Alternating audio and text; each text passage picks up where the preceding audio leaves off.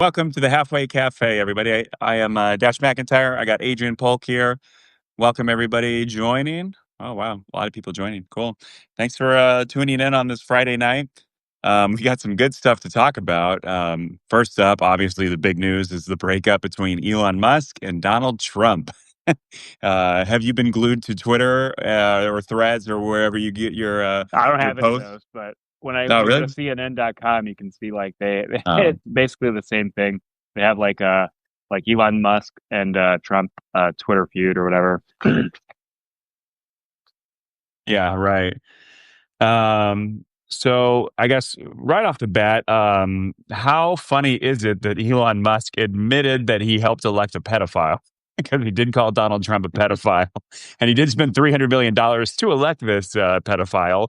Elon Musk, of course, if you haven't heard, Elon Musk and Trump have been feuding. They've been doing little bitchy posts at each other back and forth. And then Elon Musk did claim that Donald Trump is in the Epstein files, and that's why they're not released yet. So that's kind of hilarious. Um, I want to see it. I want to see the proof. yeah, right. Do you It's like think the it's the Epstein? dumbest conspiracy for like the last 6 years, right? Is everybody who's been on that island and has been an associate. But yeah, I don't know. It's pretty weird. You see the picture of him like dancing at a party with him and Yeah, like talked about how he likes him young. Like that's pretty weird. yeah, yeah. A lot of evidence that they're good friends and have been, or I guess were, past tense. I don't know. Right off the bat, you want to throw out any conspiracy theories about it? Do you think Epstein, really committed suicide? Did someone kill him? Do you think they faked it and he's like still alive, but just in the fascist equivalent of a witness protection? I don't know. I wonder, like, I mean, it's not that crazy to think that he would try to kill himself, right? Yeah, Like, right. you fall that far down, you live a lavish lifestyle, you obviously can't live the rest of Yeah, your life like that. I wonder, I don't know, maybe someone paid him to give him something, that he yeah, could kill himself with. I don't know if it's necessarily a conspiracy theory.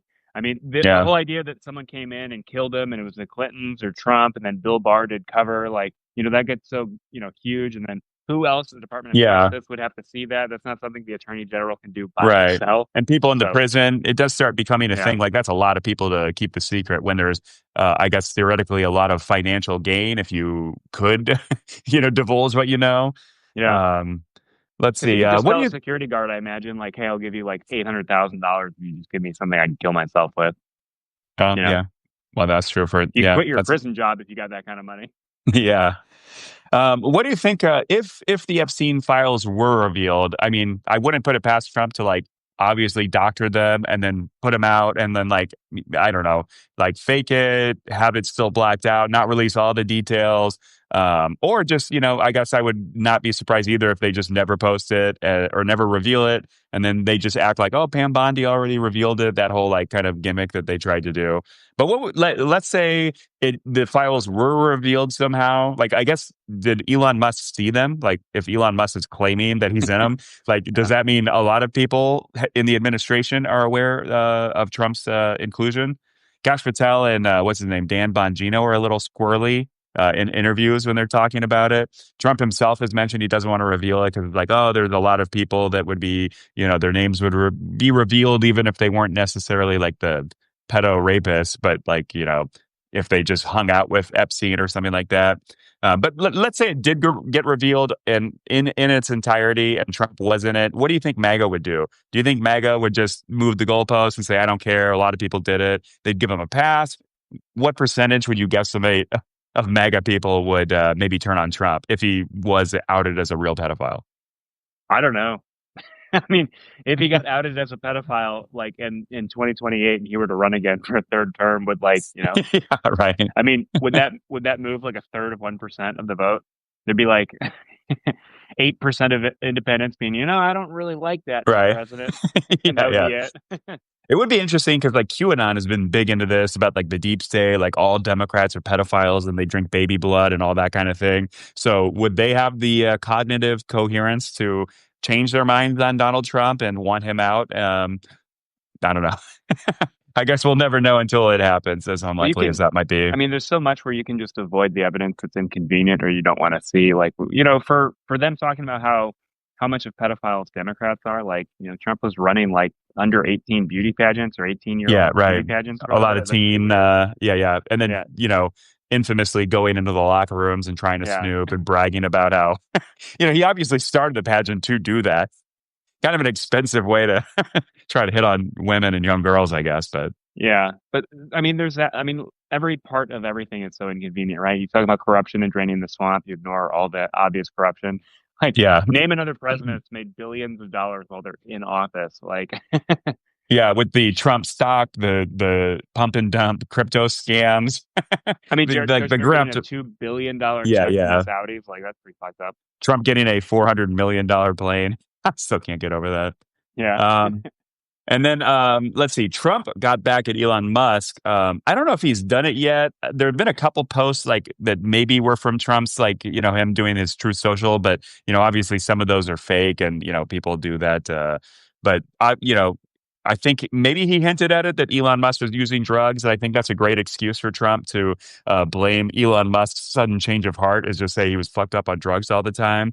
Obviously, Elon using drugs is maybe the least surprising aspect of all of this. Like some of these press conferences he does, he looks pretty, pretty high looking around the Yeah. Oval Office. And then like the stunts where he like went on stage at CPAC. Like I think one time he was like wearing sunglasses, the chainsaw thing, him going out of his way to say things like "I am become meme" or whatever. Like a lot of his jokes that I just mean, kind that's of just fall kind of flat. nerdy. I think some of Yeah. that's kind of nerdy and not necessarily like a drug addict, but like, I think it's weird because like you always hear these stories, like people talked about how he's been taking drugs for months since he came Yeah, in he has talked before the about election. Like, he's yeah, talked about that he uses ketamine for like depression, but then he says I haven't used like I don't use any drugs. I haven't used ketamine in like years, even though that's like he's within a year he's mentioned it. yeah, it's also kind of messed up. Like he has a security clearance and like doing tons of drugs. Yeah, Like, no, right. there should be an investigation. He should lose the clearance. Like, I Yeah. don't know why you get to have all these contracts worth billions of dollars to the federal government. It's like one of those things where obviously, like when you're important and have money, the rules are different. But like, I don't think the Right. rules should be that different. Yeah, yeah, right. Let's see. This is an interesting fact I wanted to pull out. The Washington Post reported that Trump has posted 2,262 times on True Social in 132 days, and that was like maybe a couple of days ago that fact was pulled out. So he's basically been posting 17 times per day on average, which is 3 times more posts than his first term. Is that a good thing for a president to do? Just be posting 17 times a day of like whatever deranged things are just going on in his lizard brain. It is pretty wild, especially if you think of like all the amount of time it takes to like write it and then fix typos and then think about it. I don't know if they think about it very much, but like when you're tweeting or whatever like that many times a day, like it adds up. If you're Yeah, proofreading and thinking about it and fixing typos, like what is it, like an hour and a half a day just tweeting or whatever, at yeah. least. And the sad thing is, it's not even, he doesn't even write well. Like he uses weird capitalization.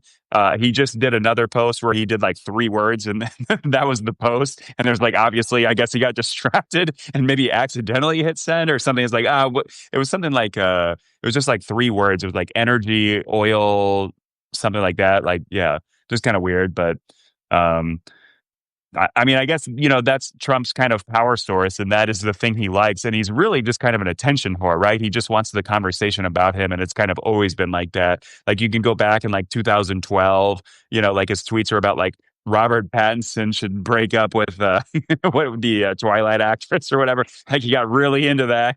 Just like a total idiot that just like it's like Creed Bratton from The Office, where he's just they make him that fake Word document. He can put his thoughts out there, but not actually subject people to it. Um, I yeah, mean, I guess in a way, it's like not making policy and not doing yeah, things, right. right? It's like if you take the like silly little press conferences he has and all this the time he spends. I don't know. Just think of every holiday too. That's something that's really unusual for a president to spend like Memorial Day and Veterans Day, like just bad mouthing your political opposition, And talking half about the the country. yeah Yeah. depraved lunatic communist Yeah, socialist right, Democrats and the right. haters. And the haters. Yeah, that's my favorite Yeah, part. like Amidst all of this hubbub, there was a little blowback. AOC was saying like she was asked for a comment on the Elon Trump feud, and she said like the girls are fighting or something like that. And I hate to do this. It's just like one tweet that somebody did that then went viral, but someone was like acting like it was sexist for her to say that Oh or something yeah. like, why do we always got to talk about the girls? And it's like, I guess you kind of have a point, but like just like let it go. Like pick your battles, a little bit. But I just wanted to highlight that. That is one, as liberal as I am, it's like some liberals can be so annoying. It's not really the Well, biggest issue. yeah. What people get confused by is like, okay, so there's stereotypes and we make humor of them and they're funny, right? And they wouldn't be funny if they weren't kind of true in some way, but then Right. like also like just because you laugh at a stereotype doesn't mean you treat every single person in that group that way. You still treat Right. everybody Right. as an authentic individual Yeah. who deserves dignity and, Yeah. I don't know, benefit of the doubt. But yeah, I mean, it's just funny. Like, I mean, how many people are making jokes about men too and toxic like male masculinity or whatever? Yeah. It's like All that's men are funny too. trash, that kind of Yeah, thing. Yeah. Right. yeah. And it would be funny if it Uh, wasn't kind of based in true. Men are, people make fun of women for being illogical, but a lot of times men are twice as illogical. And a right. lot of men just pretend like they're more logical. And I mean, these are all kind of funny stereotypes as well. I don't know. Yeah, it was kind of a bigger thing too, because then people are like, well, that's just homophobic because it's really something gay people use all the time, like girls, including boys. It's like, at a certain point, it's just like, and I think that's kind of like, I guess to turn this into a larger issue is like the issue with the groups or whatever that is kind of Yeah. like the buzzword with like the Democratic Party's kind of issues with like the extreme identity politics, but you just narrow everyone down into their own little silos of their own individual identity politics. And then it's just this like unproductive feuding amongst everybody over who's the biggest victim. And then meanwhile, you get like a fascist elected because a lot of like centrist moderate voters are just like the Democrats are nuts because that's all they turn every issue into something like, well, technically that's sexist. No, that's homophobic. It gets a little frustrating. What I think it's really funny how everybody does that. Like, so Republicans talk about the liberals and say Democrats this, blah blah blah, and like, oh, everything's about identity politics. But I mean, conservatives, religious people, other groups that are typically on the right, they're just as bad as anyone else. I Yeah. mean, And Trump is I've, the biggest victim of them all. He hires all these people. They end up being crazed lunatics who hate him, and it's like, oh, yeah, poor me. This guy was a moron. He didn't know what he was. He right. couldn't cut it. And like, Yeah. the mean liberal media, Democrats, Nancy Pelosi, everyone it's out to get him apparently. Yeah. I just wish it would be less self-destructive on the liberal side. And liberals are kind of in a tough spot because I've said this before, but Republicans are like the ones who invented identity politics because they're kind of like specifically white males is like their power structure. And you look at the extreme disparities between the two parties and like, Democrats are super diverse. Republicans are still something like 80% white males and like 70% Christian, something like that ballpark figures, right? So then Democrats kind of like every other group gets lumped into the Democratic Party. And then obviously with so many different groups, with so many different needs and political interests and special issues, it's hard to have that giant umbrella, like the big tent politics that keeps everybody happy. It's kind of impossible to keep everybody happy. And then you get like the Democrat who's running for president, and then you get like the Palestinians that split off and like the Muslims, even though Trump is not going to be good for Palestine. It's like, well, we're boycotting the Democratic Party because they're not giving us everything we want. And just things like that. I There's a guess I funny could rant comment about that saying, for a what while. is the point of this? And there's really no point. I think, I don't know. My personal philosophy is that everybody's kind of a crybaby, and there's things that people are smart on, and there's things they're dumb on, and there's things they care a lot about, and nothing else is important. And then everyone has a bandwagon that they jump on. And Yeah, I don't know. I feel like everybody's kind of a crybaby about something. yeah. I don't know. What is the That's my point? Yeah. stance, and I'm Well, thinking about. what is the point of the conversation? I don't know. We're just Yeah. talking on a Friday night. Um, any other thoughts on the Trump and Elon feud? Well, And I mean, other than the Schadenfreude? to some extent, it's kind of like the funny point, like saying like, "Oh, girls, this or whatever." Like, why are they fighting? And it's like, that's men can't talk about their feelings in a constructive way. Like the whole like alpha male thing, and it's like, yeah, we've got great Yeah, people. I don't know. I was joking with some friends earlier, and it's like there's two kinds of like I think it's a joke I heard about like rich people and billionaires. They said there's two kinds of like billionaires: those who desperately want to get on the Forbes like richest 100 list, and then those billionaires who don't want their names on the list because they don't yeah, want the notoriety. And yeah. it's like Right. Trump and Elon Musk are definitely two of Yeah, the yeah. former. Yeah, most rich people don't want all of that attention, but Donald Trump famously would just hound like the Forbes people to get on the list when he wasn't a real billionaire, which is just everything you need to know about Donald Trump's personality. I did want to highlight one more thing about the Elon thing. There were a lot of tweets from some conservatives that here's a good one. I just want to read this out loud. Somebody said, oh, hold on. Here we go. Joey Manarino. He tweeted, Trump and Elon aren't attacking one another in a way that won't be fixed. People forget how men with testicles spar. You're watching two people with balls the size of the moon debate an issue. This is what masculinity looks like. And then another one from Jack Posobiec. I think he was like one of the more famous, like, flirtatious neo-Nazi like commentators in like 2017. He hasn't done much lately, I think, but he was kind of big back in Trump's first term, especially in the beginning. He tweeted out, some of y'all can't handle two high agency males going at it, and it really shows. This is direct communication, parentheses, phallocentric, versus indirect communication, parentheses, gynocentric. So turning it again into a male female thing. And he goes, I understand you aren't used to it. Are those the gayest posts you've ever heard of? These masculine guys just really obsessed with ball size. I mean, Kind of weird. It's Yeah. strange. I don't know why, like, that's the way you decide to defend Trump and Musk. Like, they're not like talking. elk, like running their heads. Yeah, That's kind of what they are, isn't it? yeah. Yeah. And then a couple other commentators were speculating that it's actually four-dimensional chess, and this is like some genius way for Elon Musk to kind of softly break from Donald Trump and then get liberals to like Tesla again and start buying his vehicles again, which I think that's a really stupid take. I don't know. I don't know if liberals are going to suddenly forget everything Elon Musk has been doing for the last 2 years as he goes more and more insane. And I don't think liberals are going to flip on a dime and just suddenly love Tesla because 1 or 2 days he starts tweeting annoying things at Trump. Also, the idea that he would be like that this is some bold strategy is like, and the fact that Trump would be in on it, and Trump would, I guess, within this theory, be okay with Elon Musk calling him a pedophile who's included in the Epstein files. That's four-dimensional chess? I don't know. Maybe I'm just not a chess master, I guess. Yeah, you can't comprehend. Let's see, and then let's talk about the Doge fallout a little bit while we're on the fact of Elon Musk. Here's a good point from Matt Iglesias. He's got a pretty good Substack that I read pretty often. But he was mentioning, I'll just do a good quote from him. He says, it's clear that a lot of smart, perceptive people in the technology industry who don't follow politics and government closely admired Elon Musk so much that they assumed great things would come of his involvement with government. They found the liberal haters baffling, and as they dissect Musk's failure, I suspect they take comfort in attributing it to things like the Nazi salute allegations against Musk, rather than the fact that the know-it-all so-called experts in the establishment and the media turned out to be basically right. There was dramatically less overt fraud and waste in federal spending than they believed.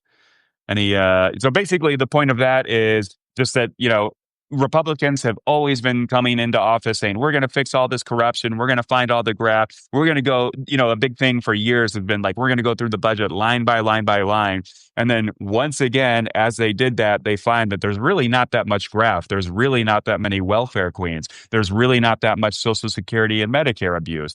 And then like anytime you kick off a lot of people from these benefits, you're basically screwing over a lot of people who actually depend on it. Right? Yeah. I mean, honestly, I think it's kind of technical and in the weeds, but like, there's typically like layers and layers of people who have to approve funding. So like, that's just me thinking out loud right now, but I almost think like if you really want to just cut like bad spending, like just go like the month before the fiscal year ends and just say, okay, no one can spend any money, because that's typically when organizations will, we have, all that money was, allocated toward things we actually needed to do. Now we have this leftover money. We don't want to give it up and then lose our budget next year. Right. So just chop it off right there. I would probably save like 10% of the budget or something, and like that would be really good. I would say that like I think you kind of made a point about how Democrats didn't give them like the benefit of the doubt, or they were like naysayers from the beginning, and it's like I think that's such a funny way of putting it. And it's so obvious because Republicans came in saying, we're basically going to wreck the government. And it's like, well, that's your starting preposition. Then like, yeah, we don't like that. We are against that. And then you come in and do it. You're like, oh, you didn't give us the benefit of the doubt. And you're like, you said you were going to make everything worse from day one, and you did. It's Yeah, like, yeah. where were we going to give you the benefit of the doubt? So And there were a like, lot of quotes of like the government employees should be afraid. They should be yeah, terrified. It's like, is that a great way to run any organization? Let yeah. alone the maybe most important organization in the entire world is the, U.S. federal government. Well, most A good people, like, point. I don't know, I'll say this again and again and again, but most people don't really understand even probably 10% of what the federal government does. And a lot of it's kind of boring. Yeah, And like some of the stuff, right. you could Most of make it's an boring. Yeah, argument that the government doesn't need to be doing it, but that's like a different argument than just calling it waste, fraud, and abuse. Because if you come in looking for that and you find stuff that's like, scratch your head, like, should we be doing that? Like, it's like, I think Obama talked a lot about in his term that they wanted to reform like the fish and wildlife of like fish that are in saltwater versus fish that are in like freshwater, and like how there's two different organizations with overhead and all blah blah blah blah. And it's like right, that's the stuff you could fix, but like I don't think at any point you'd say any of that was fraud because they're like right, actually helping, like, whether it's aquaculture in inland or off the coast, they're actually helping people like make money. It's like I don't know, this is always a soapbox I go back to, but like a lot of the federal government has multiple mandates to help people make people's lives better, promote business, help industry. And when you go into a lot of, especially at the secretariat level, like all these big agencies are actually doing things to help businesses make money. And if you cut it, like, yeah, obviously there's going to be people who resist that, like whether it's businesses, organizations, nonprofits, like individual people, farmers, think of all the programs that benefit farmers, and like none of that's fraud and waste and right. abuse. We give tons of money to all kinds of people. None of it's like fraud. That doesn't mean there's not some fraud, but I don't know, if Right. 2% of your spending goes to like questionable people who maybe do or don't deserve it, like that's not a reason to just call it all fraud. But I don't know, that's a long Yeah. tirade. And it misses the point too that like the most fraud is essentially like tax fraud, I would imagine. Like most of the fraud is just like really rich people figuring out ways to pretend they made no money. Or they move all of their corporate headquarters to Ireland or the Cayman Islands or whatever. Most fraud is not necessarily the government doing things. It's literally just Americans not paying what they should into the treasury. Yeah, and There's I would imagine that it's actually incredibly hard to do fraud in most places of the government just because like the GSA has so many rules on like how you do contracts and stuff, and like there's not like a GS11, the GS scale, like 1 to 15, right? And then yeah, SES. But it's like a GS11 doesn't just make contracts and then like it happens and like, oh, I just put all these millions of dollars in a bank account. Like it'll go to a right. 13, it'll go to a 14, a 15, and then it gets approved. And then someone at GSA might audit it, and all these like Byzantine like things that would catch frauds. And I mean, the inspector premise. generals that go through and look over everything. Oh yeah, and then it's like the classic thing too, like uh, your coworker comes in a Lamborghini one day, and you're like, "Hey, you're a GS11. How'd you afford that?" Like, you'd think you'd be Yeah, able to catch that, and that doesn't right, happen. I don't think a lot of GS11s and 12s are really like living the high life off the government teat, as they say. right, right. Another good point is that like the lie that Social Security just had like millions of people who are dead, and like it turned out ultimately that it's just like an old system, and so they're not giving out payments to these people, but they just weren't necessarily deleting those people. So then Elon Musk claims that like people who are like would be like 140 years old are still collecting payments, and that turned out not to be true. But of course, Oh, they I've don't heard ever that. admit Yeah. that. They don't go public and say, "Oh, we made a mistake. Sorry." We were wrong about that. They're not actually getting the payments, but unfortunately now, I mean, millions of Fox News viewers literally believe that that was happening and probably still believe that it's still going on. But It's like basically, I think it would be good to explain like the way I heard it, and I don't know if you heard it to this level of detail, is just the fact that like if you're like an Italian and you come to America legally and get a green card and work here for 15 years, like you'll get signed up for Social Security even though you don't get it because you're paying into it. So then like let's say you go back to Italy, like, and then like 20 years later you die, like nobody's telling the state of Nebraska where you worked that you right. died in Italy, and no one's telling the federal government. Like the Italian state's not telling the federal government this Yeah. person died. And then like, Right. okay, so this person's like presumably like 70 years old. Like, why would the Social Security agency go all that trouble of auditing all this stuff for someone who's never going to get a payment? So then you do get these inflated rolls of people who paid in. Some of them will never even be beneficiaries of it. And then the other thing they were saying is just like the federal government doesn't necessarily have a good way of just being, this is something that a lot of states, like if you die in Alabama, like it's not necessarily true that the federal government or someone at the Social Security office is just going to hear about that. And the way they were explaining it is it's just really complicated between the federal level, Right. like the local, state, and federal level. And so to some point, like you never got a social security check, but your name's on a roll, you paid into it, they're blah blah blah, and it's really complicated. Yeah. And that's a good point too that most of the government waste or like the seeming waste or inefficiencies are essentially the fact that the government is following the law. The biggest problem is that a lot of these systems are old, a lot of the technology that the agencies use are old, and some of it has to do with security. And, Congress is the one that spends the money to build the systems. So if Congress is not actively, innovating those systems, making new bills and putting more funding to update the systems, like the military is kind of guilty of this, where they're using real old technology, but it's just Congress is not doing its job, right? Like basically all of these agencies and departments are following all these laws, but maybe the laws were written in the 60s and the 70s. So Congress is not necessarily doing a great job of updating, revising these systems and making it more efficient. So that would be a good thing that we want the government to be more efficient. But then obviously Elon Musk is going around and pointing at things, oh, this is inefficient. Again, that's Congress not doing its job, not necessarily that the government is breaking the law. They're actually following the law to a T. It's just the law is bad and outdated. Well, I think it's funny because like almost every problem, to your point, is like, in my opinion, Congress, because first off, they don't really know what they're doing. So they lean on lobbying groups to help them write bills, and then they just pass bills and don't have a good idea. But then they Yeah, purposely make them vague because Congress doesn't want to be responsible for it going right. like sideways. And then they hand it off to the executive branch and it's some agency, and they say, you're going to do this. But it's so vague when the agency says, oh, we think we're going to interpret this way to make it work. Then every impacted business immediately sues that executive agency, and then it Right. gets looped up in the courts, and then the courts say, "Oh, how do we determine what Congress meant?" And it's like, well, you could ask Congress, but they don't really give like opinions when they write bills what they intend or mean because they want it to Yeah, be right. vague.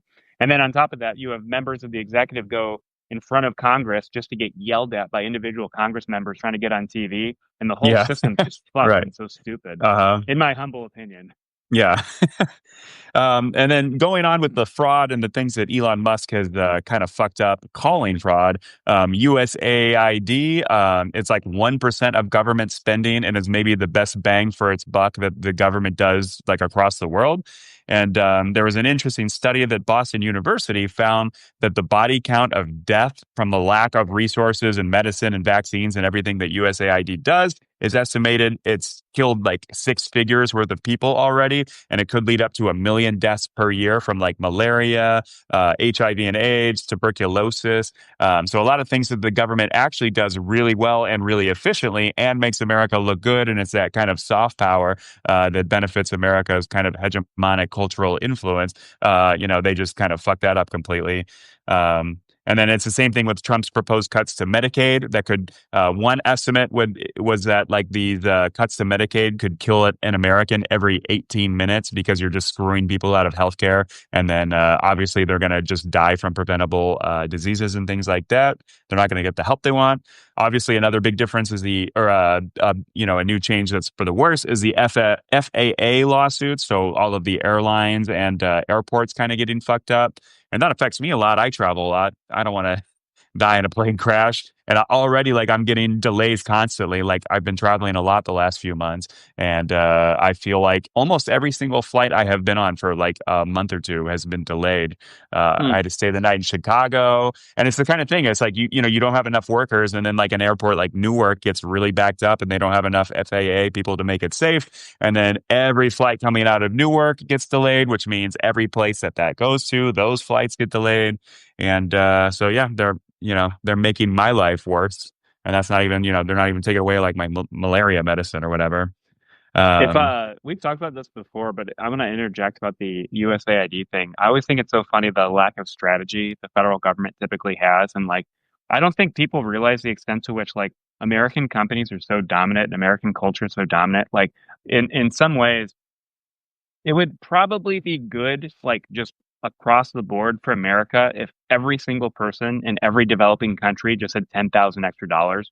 And so, like, if we can facilitate that, whether it's just giving like malaria nets to keep mosquitoes from giving people malaria in sub-Saharan Africa, keeping people from dying from AIDS, helping, for pennies in the dollar that we spend, helping countries develop, like all of that inherently will lead to a better future for America. It's like it's like the altruistic like selfishness, right? It's simultaneously altruistic because we're doing this, but in the long run, it's going to Right. benefit us. Like we're America. Like everything that makes the world more stable, more rich, more consumers, more people Right. capable of buying stuff, that benefits us like exponentially more than any other country. Like no one's buying, people buy stuff from China, and they are competing for resources and stuff, but like that's because they're dealing with failed states that the whole rest of the world is helping facilitate. America is one of the few countries that is capable of helping countries not be failed states, and when countries aren't failed states, it helps us. So that's like the selfish part. The other thing is like the military. We spend $800 billion in the military. Like you don't have to intervene in non-failed states. Yeah. So if we Right. don't want to spend money and we want to make money, we should promote less. The countries that benefit from failed states are Iran, China, Russia. Like they just go in with mercenary Yeah. groups, take the resources, keep the people down. Yeah. They set Governments up that don't even dictators. pretend Yeah, to care about human rights and civil rights and that kind of yeah. thing, and I mean, just it's want to like the same. exploit any vacuum. Yeah, I mean, like people have discussions like in the military, right? Like I'll ask you this: if if the UK were to just have magically overnight 6 aircraft carriers, would you like thumbs up or thumbs down? It's like obviously thumbs up. Like it's good for us if our allies have stuff, and whether it's military capabilities, whether it's a big dynamic economy. That's like the EU with Ukraine. It would be good for America if the Yeah. war in Ukraine stops and Ukraine with 40 million people makes the EU and Europe better. And that makes us Right. better. And it makes us richer because they'll all buy American stuff. And, even though we don't manufacture as much stuff as China or as we did like in the past, like they'll still buy all our services. All our multinational companies will set up shop in Ukraine and have 40 million new consumers making more money. I don't know. And Yeah. No. it also, the last thing I'll say is it goes to like the whole debate about our debt. People say, "Oh, we'll grow out of it," and it's like we won't grow out of our debt if we purposely make the rest of the world worse. Like Yeah. Yeah. the Right. entire proposition of us growing out of this massive debt we're leaving the next 2 generations is, kind of predicated on the fact that the world should be stable, have stable governments with rich people getting richer and having a better life and standard of living, which, pays us. That's a long Yeah. soapbox diatribe, but I don't know. No, that's a good idea. I can't remember who it was, but they were talking about it too with the tariffs and why it's so stupid and so bad. The idea that like the trade deficit hurts America because like Bangladesh buys less stuff from us than we buy from them. But Bangladesh is a small country and the people are much, much poorer. So like not only on a per capita basis, certainly on a national basis, Bangladesh will never be able to buy as much stuff from us as we can buy from them. We have more money. We have a bigger population. We buy stuff cheaper from them. They would buy more expensive stuff from us. So it's just like literally ludicrous to think that Bangladesh is, like somehow conning us out of all of our money because we're basically just buying cheap clothes that we don't want to make ourselves from them. And then, Well, there's like a temporal aspect of that, right? Like, so a country that's developing and does not have a lot of industry, they are not even capable of being very big consumers of our stuff. Like, think of a big bank like Goldman Sachs. They come in and help companies, invest in the stock market, put out bonds, do all kinds of stuff with financial services that some Mhm. developing countries literally don't have because they're developing. Right. They're not developed yet. So if we like help them get to the stage where they are developed, then they will buy all these services which we export en masse to other countries. And then, investing in their future and our future in a way. And I don't know, maybe that's like the globalist liberal in me, but I don't Yeah. know. Yeah. Right. Globalist. Steve Bannon's Yeah. like rolling around Yeah. Right. right now. Yeah. I had one more point about Medicare while we were talking about that. Well, I guess first I'll ask, what's your impression of the Build Back Better from the news that you have kind of consumed? What do you think are the chances that Senate Republicans will pass the Build House Back Better, bill? or you mean the Or Big Beautiful yeah, sorry, Bill? yeah, yeah. Yeah. It's still BBB, isn't it? Yeah, sorry. I thought it was The weird how big they changed beautiful its bill. name. Yeah. It's just the Trumps always copy everything. The Obamas and Bidens do.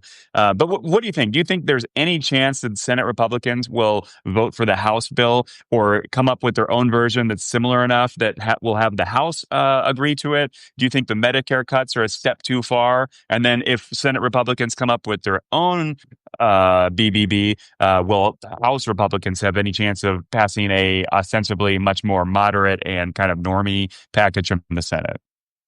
That's a good question. And I think for prediction time, it's kind of funny. We'll see how wildly wrong this is. But I would imagine that the Senate will think where I think the Senate will improve the bill and take some of the bad stuff like the Medicare cuts.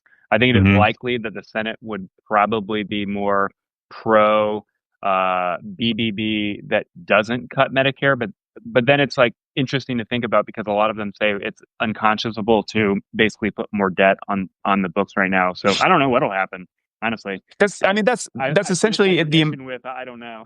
yeah. 'Cause they essentially can't do what they want to do, right? They can't increase spending for things like the dumb shit Trump wants. They can't make all of these cuts and then cut the deficit while still doing these massive tax cuts, right?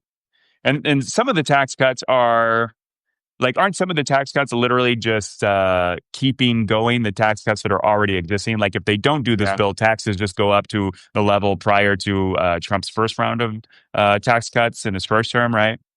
I think so. Something like that. But it's just like, it's the idea that, some Senate Republicans have mentioned this. Rand Paul's really against it. But just the idea, like, we're making such large tax cuts when everyone is saying that the debt is a problem. Like, at a certain point, right? Billionaires are just going to have to start paying more in taxes, right? It may really hurt Republican souls to someday Or companies, I vote guess. for it, or at least not obstruct it. Yeah, or companies. But I mean, the debt is such a problem now. And it's like, Republicans have always been saying it's a problem. It hasn't really affected us now. But now that interest rates are starting to climb back up, and now we are spending more on the interest of the debt than we spend on the entire military. And then we're just going to make the debt worse. Like, we really are just, I think one senator was talking about how, like, us old farts need to stop screwing over our grandkids. But I I don't know. think Do you it's think it would weird. be any sense? I don't Yeah, go know. I've ahead. been hearing a lot on like the podcast I listen to talking about how Democrats spend like drunken sailors and Republicans spend like tipsy sailors. But I don't know. I don't even know if that's fair because like if you go back 30 years, right? Bill Clinton had a budget surplus, and then you think of the 21st century, it's just George W. Bush got us into two wars and then a financial crisis. So like I don't know if blaming Democrats for the spending Obama had to do to save the economy and then the spending, arguably Biden spent way more than he probably needed to, or that was needed to get us out of the COVID issue. But I don't know. I don't know if I agree with the premise that a lot of people and political pundits right now are talking about. Like, I don't think you can really quantify Democrat spending, at least under Clinton, who had a budget surplus, and then Obama, who was obviously dragged down by arguably the greatest economic problem since like the Great Depression. So I don't Right. know. It's I think everything I'm hearing about this debate is kind of wrong, and except the people saying that our debt is too high, and I guess we'll just see if Congress does anything about it. Some of them say they're not going to support something that puts $2 trillion more on the debt, but I guess we'll see if they get phone calls from Trump and if they end up voting for it anyway. Yeah, I mean, the House did that. I know Marjorie Taylor Greene came out saying she regretted, I guess voting for it because of the thing. There's like in the House bill, it says you cannot regulate AI companies for 10 years, which just seems preposterous. Like, no Yeah, that makes sense. regulations. That's just like a blanket ban on any regulations. That seemed like literally absurd, but I have a question for you. yeah. Like what I was kind of saying before, what are your thoughts on that? This is something I'm just thinking out loud, but I feel like the accusation that Democrats spend a lot of money goes back to like the 60s and 70s. And I mean, our debt back then was so quaint at I think George W. Bush ended his term with like $8 trillion or something like that. Yeah. And it's like, what a small amount. Like, I don't even know if saying the Democrats spend too much is even like a coherent argument anymore. Well, I mean, it's like, it's unfair too because you look at the thing, like the messes that Democrats have inherited, right? Obama inherited this like economic free fall. Biden inherited the COVID crisis that Trump certainly made worse because of his kind of bumbling incompetence, and then obviously Trump raised the debt quite a bit with his tax cuts. So to like really blame Democrats who are like the only party that have ever actually like kind of paired spending increases with tax increases as well as some cuts. So Democrats, like everything every package they put together, Republicans basically filibuster anything and obstruct it until they get some manner of cuts. there was like the fiscal cliff with Obama where they just keep screwing over and demanding all these cuts. So Democrats are really the only ones who kind of get the deficit down. Republicans, they talk a good game, but they never really try to fix the deficit problem, which makes the debt worse. So it's Well, just, what I I would don't know say if I is, agree with that. Yeah. yeah, I mean, part of it is just like if you think of the last 30 years, economic theory is often kind of simple, sometimes too simplified, but like the Yeah. logic of just when times are good, you save money, which is what Clinton Right. did, right? We had a $200 billion surplus. And then when times were good, when George Bush took the, White House, they immediately put a tax cut and we Yeah. eliminated the savings, right?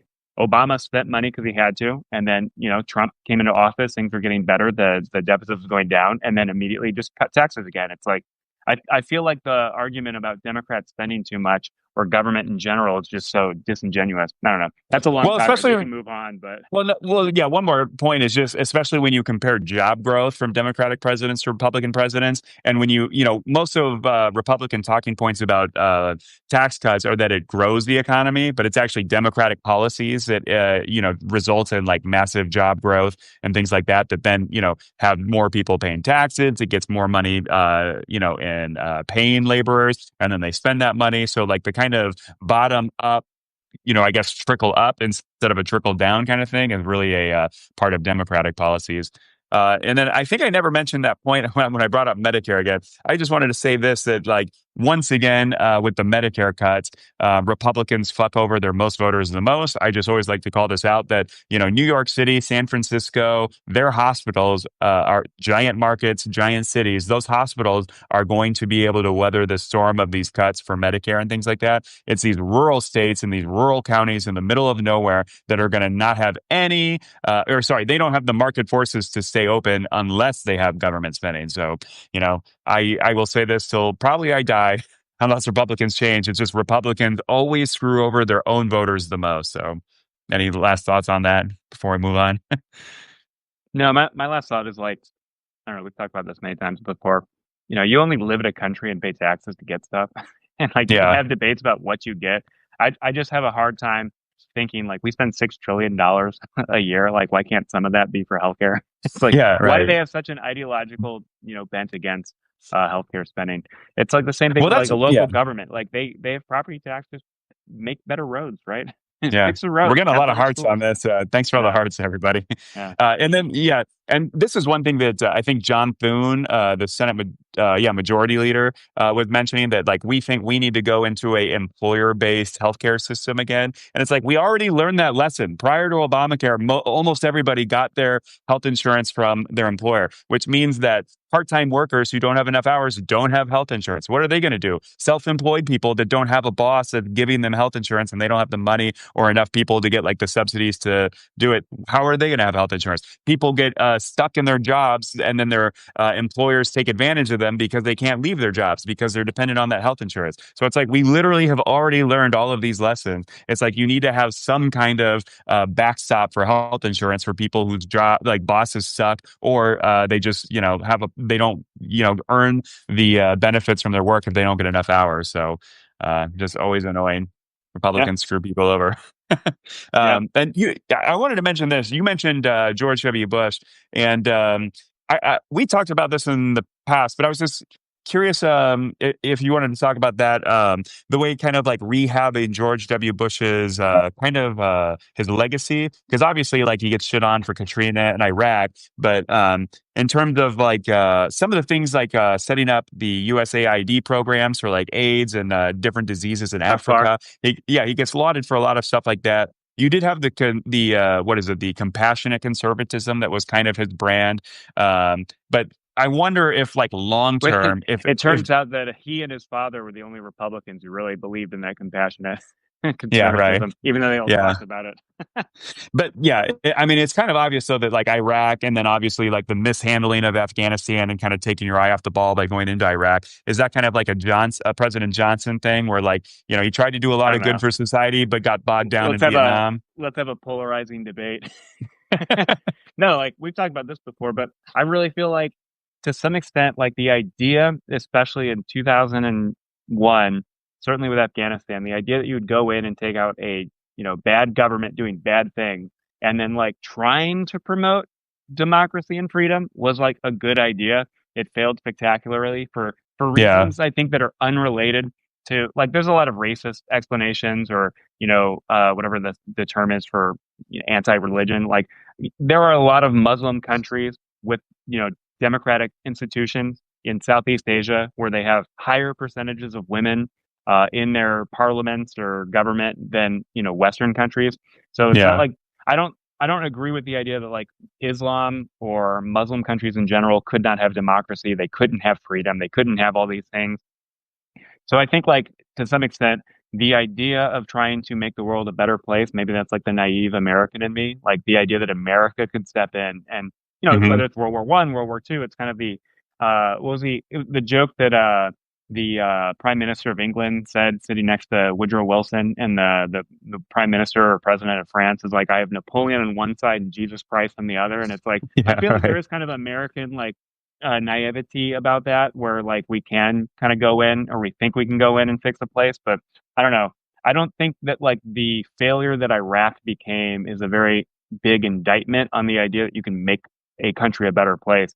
I mean, you see it in Syria right now. I mean, it's a roll of the dice of what will happen in the future. But like the idea that like just taking Assad out wouldn't, at least have a chance of making the world a better place, or the country, certainly Yeah. Syria, a Right. better place. So I don't know.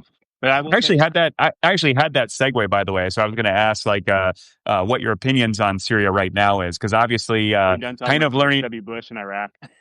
Well, yeah. Well, learning the lesson, because like obviously the biggest problem I would say from Iraq was the de-Baathification process, where they told it's the kind of thing where it's like a uniparty system with a bloodthirsty dictator who didn't mind killing anybody and everybody. So you had to belong to his party to get like any civil service job or to like maybe get ahead in that society. Are we maybe learning the lessons of Iraq here in Syria? I will give Trump a little bit of credit that he took Syria off the state, what is it, the state sponsored terror list or whatever, so that a lot of companies and then other governments and NGOs, things like that, can invest some money to fixing up Syria and get investment to make the society a little more stable. And then a big thing right now is I think we are giving them a pass of letting a lot of like previous terrorist group fighters into the Syrian military and not sanctioning them because of that. And obviously, it's kind of like the de-Baathification thing. A lot of those soldiers and fighters are really just doing it because it's the only source of money, and everyone Yeah, was in a militia. Everyone's killing everybody. So if you wanted to survive, get money, have a job, or just not die from the other militia groups, you kind of had to join a group that then got deemed like a terrorist group by America. well, there's a So joke. There's a very apt joke, and it's like, what do you call a room with 100 people with one guy with a gun? And it's like you call that one guy a majority. So a lot of these countries, there's nothing yeah, they can do. And in some respects, in my mind, maybe again, maybe there's like the ideological blinders. But if you've got a bunch of people running around with guns and they have a majority of everything going on in a country, I don't think it's necessarily fair to like blame the country or the people, the culture, the religion. And right. it's like, what do you, I mean, it's a public benefit, cost analysis, right? Do you want a basically failed state with a dictator, basically giving mineral rights to Russia and China, and then keeping people down, shooting people in the streets, jailing people? And it's like, obviously, democracies can be messy. If they don't have the support or security, they're not going to, operate and function. I mean, America is really blessed and lucky that we, in our revolution, a, had George Washington, someone who was willing to give up power, and then B, you had a lot of rich people who bought into the system and wanted to create a fair system. Wasn't fair for everybody. It wasn't Yeah, right. perfect for 80 years, but most countries, like if you just take a country in the Middle East, take out the dictator and go, here you guys go, have a democracy, have that. Like, what Yeah, are the right. odds you're gonna have a George Washington? What are the odds you're gonna Yeah, have the right. elites buy into it? Coups become really common when it's just simple. You have a couple guys Yeah, in the yeah, military right. go, take the government or take the capital, go sit Yeah. in the governor's mansion, and Yeah, then no. suddenly the country's yours. And That's a and really then good to say point. that, oh, go ahead. I was just going to say that's a really good point, especially considering how different kind of culturally and economically a lot of the 13 original colonies were. Like, obviously, the hardcore slave states versus the North that were kind of like Britain and phasing out slavery and a little less I guess, overtly racist. And then certainly, like, it would have been bad, obviously, with the Articles of Confederation not being that great of a binding kind of agreement between them all. It was nice that the 13 colonies didn't start immediately feuding with each other and then taking, their little militia groups and fighting each other. And then obviously, we're extremely lucky that, Washington chose not to be a king when I guess, he literally could have been, and people were kind of like asking him to become one. And then he stepped down after 2 terms. And then we're lucky that basically all the presidents until FDR kind of respected that precedent, or Yeah. at least, I guess, or at least American voters did, you Well, know? I mean, if you're going to take this analogy further, like one of the problems with like Iraq was that in our civil war, we had people fighting against each other, and the side that respected individual liberty, freedom, and human rights. And eventually, right, Lincoln didn't start the war going after slavery, but it became Right, about that at the end of the war, and that side won. In Iraq, there was no side of inclusive liberals who want to just promote right. democracy, freedom, human rights, freedom of religion, all that stuff. So that's why it failed. So I mean, in that way, we are lucky. I mean, if the South had won, I mean, they'd be like a probably kind of a failed state, or they would have been like what Yeah, South right. Africa was. They would have had Yeah, to change one way or another, and maybe it would have yeah, been just right. as ugly as anywhere else. Yeah, I kind of like that counterfactual of like, what if the Civil War never happened or the South had won? Because I think Brazil was the last country to outlaw slavery in 1888, which means that, like, if you're, let's pick, the end of the Civil War, 1865, let's say the South had won, they essentially had 23 years left before suddenly the Confederate States of America are literally the only country on earth anymore with slavery. And then, would that have worked well for them when everywhere else is outlawing slavery? Would they have a lot of boycotts of all their products that were just dependent on these cash crops, that they didn't have any laborers to do because it was all slave? Would that have been good for them, or would they have been like a failed state? Or would they have Well, broken up? They didn't really have a yeah. strong government too. So a lot of their states, and that's, one of the reasons they lost the war, was every state was kind of keeping its militia, protecting its own state. They didn't really have a national force like the North did. But Yeah. what do you think? In staying on Syria, just one more point. Do you think this is good for Europe if Syria becomes a stable place? Can a lot of refugees move back? Do you think a lot of refugees will want to move back to Syria, or will it be good for liberal governments in some of these Western democracies in Europe that took in a lot of refugees? Will it become a bigger thing that they try to push these refugees back and say, now you're no longer a refugee because your country's back? Any thoughts on any of those topics? I think it'd be incredibly complicated, right? Like if you've been living in Germany for 10 years and you've kind of bought into oh, we should respect gay rights and freedom. Yeah, It's like if right. you go back to Syria, that's not going to be the case. Also, a lot of those countries, a lot of people get money from the government, which is very nice for your standard of living. If you go back to Syria, it's a failed state. Wherever you used to live, there's a probably high likelihood it's been bombed to rubble. Like you don't have a house. Yeah, right. Like, are there jobs? Like you just talked about how people are joining the militia because there's nothing else. Like, if you're like a carpenter in Germany right now or doing some manual labor, and it's like, are you gonna be Yeah, able to do that in Syria? Like, how well do your kids speak the language? Like, I don't know. I think it's gonna be complicated, and I don't know. You like to think that like Syria would be a better country that their Syrians who fled the civil war would want to come back to, but I don't know. It's a different culture. And if you've been living in the West for 10 years, that's like people rag on the West, but I imagine most people around the world, if they live in a Western country with freedom, democracy, respect for human rights, like, yeah, you probably don't want to go back. You've been living in, if you're Egyptian and you fled like the previous regime or whatever, and like, would you want to move back? Like, I don't know, pick another right. state, Sudan. If you're Sudanese, you know, go back to South Sudan just because, you can, and it's its own Yeah. country. It's in a civil war right now. How many other countries are on the Actually, this is an interesting topic I've been thinking about a lot. And I don't know, maybe this is too patriotic and like jingoistic of me, but it's just like the thought of like, if America disappeared, how many countries do you think would have a war with another in the next 12 months? Like like how many That's an countries interesting thought. are Yeah. not invading their neighbors because they know an aircraft carrier will come and they'll probably be bombed, and the US will lead the United Nations to Right. sanction them, and we'll turn Yeah. off all their money. They won't be able to buy anything, and it's like they won't be able Right. to use dollars, and they'll have their neighbors, the those annoying State Department diplomats in every country around them telling the other governments around them, don't work with them, don't negotiate, this is not okay. I don't know. Right.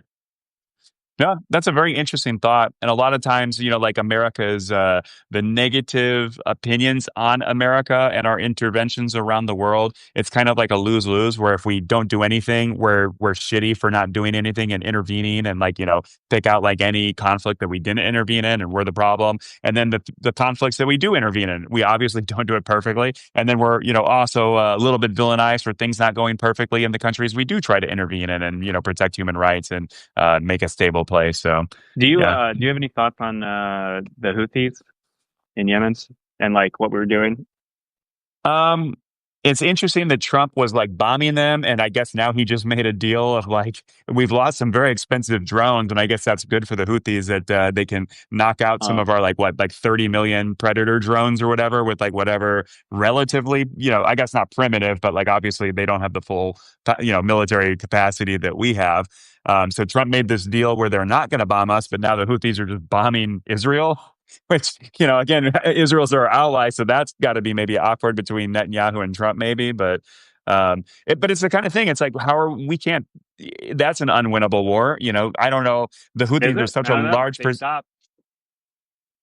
Well, the war's still going on. Don't they still not like Saudi Arabia and Israel? Aren't they still like at any moment a potential thorn in the side of world Yeah. trade going through the Red Sea? No, I just think it's interesting because like one of the things the Biden administration was doing was not going after them very hard or just trying to like baseline it, and I think that wasn't working. And it's one of those things. It's like the cost benefit analysis. Do you try to stop it ASAP or just keep spending more money in the long run or making things worse? Like I think I don't know. I I don't know if I have strong opinions on this, but it seems like, pick a country and they're just lobbing missiles in another country. Like we're the global superpower. We don't want that. Like, do we want Yeah, every ocean going cargo ship to have to go around Africa and spend X amount of more money and delay things and delay trade, make it more expensive, increase like shipping rates? Like, I don't know. right. And I feel like, this goes to the Do you thing know like what the deal is? Do you know what exactly the deal is? Are we giving them aid or something? no, so Like, what was the deal he made? we started bombing them more to get them to Right. stop, and then they said we don't like getting bombed so much, so we're willing to talk, and then they Oh, did, and okay. then they agreed to stop trying to bomb Western shipping, and I believe I That was don't nice of them. yeah. No, but I mean, it's like the thing. It's like, well, if they can sustain, us bombing them a little bit, and they just keep doing it, like, Yeah, right. yeah, at what point? And this is like, before I was talking about like the ideological naivety of me thinking America could come in and fix a country, and it's like, well, maybe we're also really good at getting countries to stop being assholes, and maybe that's the flip side of America's role in the world that people take for granted. Because name another country that could stop the Houthi rebels from doing what they're doing. It's probably nobody. Like I Yeah, don't think the that's true. Russians could stop them. The Chinese definitely couldn't. So Yeah, but in terms of like an actual war, like Saudi Arabia wasn't able to pacify them after all. It's kind of like Afghanistan. It's like the Taliban have been fighting for like what 50 years or something like that. Like at a yeah. certain point, and even to the point now that like the Taliban are apparently feeling a little blue because they missed the glory days of like riding into battle. And now they're just like traffic cops, kind of, like trying to get the society back together. It's maybe a little less boring. You got to be you're no longer with the boys in your cave. You know? Oh, those poor guys. Yeah. Speaking of boys, let's move to the Proud Boys here in America. Maybe our own internal little terror group. We may need to wrap this up because Thor just puked in the carpet. Oh, your dog I guess we're puked. taking Okay. him to the beach. Was he Just drinking ate. seawater? Oh yeah, he drinks tons of it. Yeah. Yeah. And ate a bunch of sand. So sorry, everybody. Okay. All right. Well. Well, I guess we'll end it there. Thanks for listening, everybody. We got 163 people listening now. Yeah, it's pretty cool. Yeah, let me just hawk my book real quick. I write satire at the Halfway Post. Thanks for following me on the Halfway Cafe. Check out my books if you're interested in my comedy. I wrote satire in the Trump years and satire in the Biden years. It's literally 8 years worth of my comedy, all compiled into what I think is a funny book. So I wrote the book I wanted to read. Check that out if you like this. Anything you want to plug for yourself? No, I'm slowly trying to write articles. You got on what nitwit politics? Is Yeah, that what it is? Yeah, nitwit politics. yeah. Okay. All Follow right. me on Thanks for Substack for the articles I may or may not write at a very timely Yeah. fashion. Right. Yeah. Jane B in North Carolina says You're thank you. welcome. Thank you for listening, everybody. And tune in next week. Have a great rest of your weekend, everybody. See ya.